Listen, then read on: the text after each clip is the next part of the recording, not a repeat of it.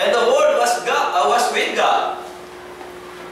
At hindi lang siya with God, ang sabi pa, and the Word was, ano?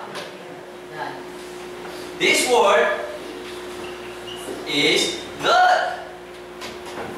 Okay? So this God is with God in the beginning. At sabi dito, in the beginning was the Word, and the Word was with God, and the Word was God.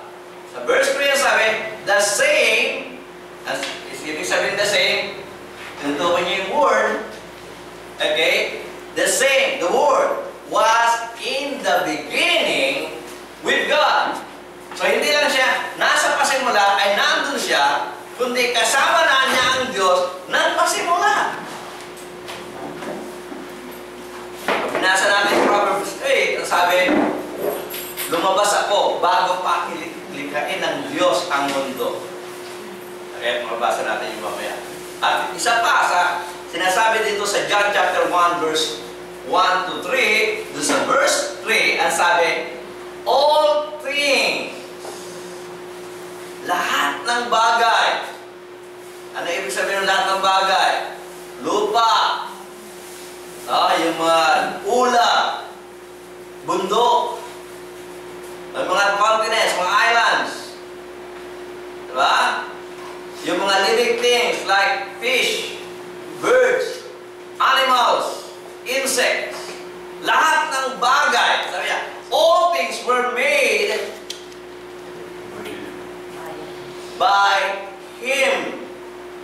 So, hindi lang siya with God, hindi lang siya God, kundi siya mismo yung ano, creator of all things. Sabi ni Juan, this Word was in the beginning with God, the same is God, and He was the creator of all things. All things were made by Him, and without Him,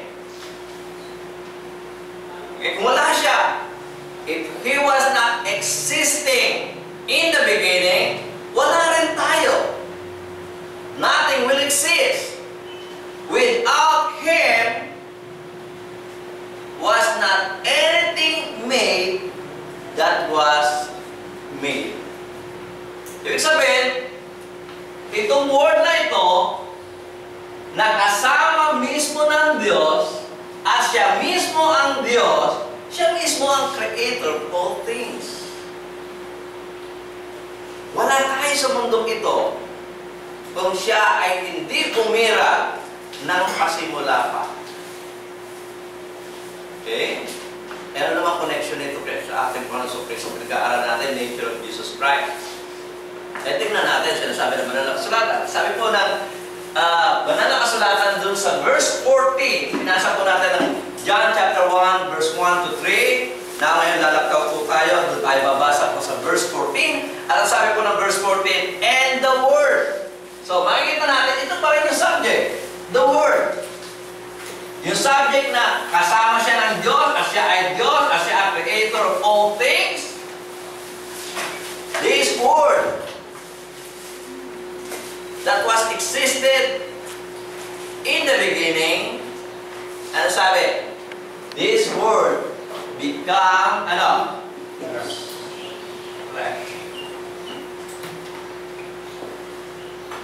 Kinakatuwiran ng iba. Nakita nyo, ginawa lang siya. Kasi nakalagay doon, may pinatulan nila yung English version ng King James, Old English.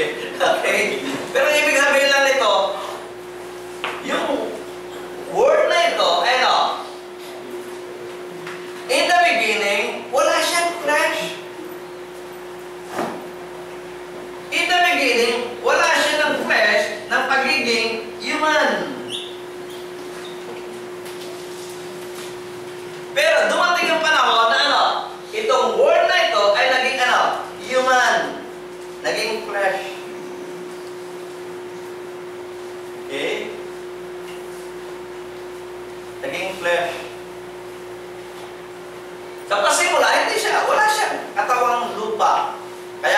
sa Hebrews chapter 10 ipinaghanda siya ng